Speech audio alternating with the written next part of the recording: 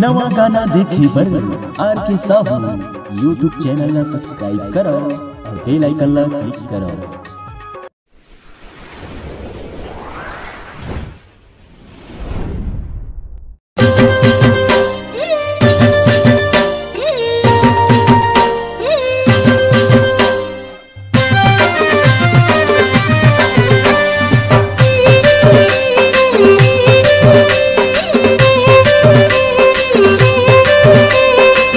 हमला साइड छोड़ा रे हमन तो कांवर वाला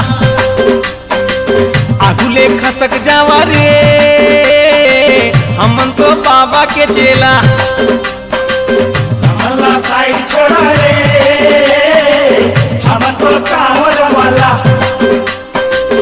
आगुले खसक जावा रे हमन तो बाबा के चेला।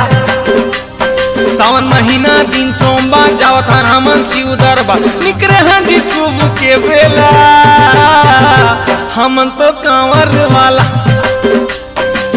हमला साइड छोड़ा रे हमन तो कांवर वाला भोले बाबा पार करेगा, त्रिशूलधारी पार करेगा, डमरू वाला पार करेगा, जटाधारी पार करेगा।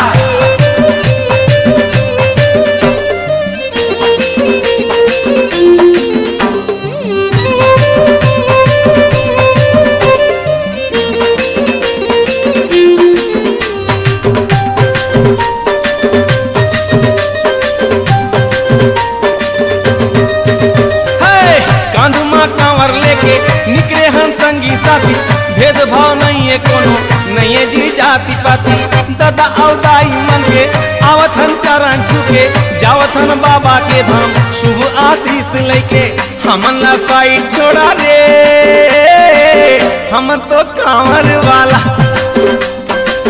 आगुले खसक जावा रे हमन तो बाबा के चेला।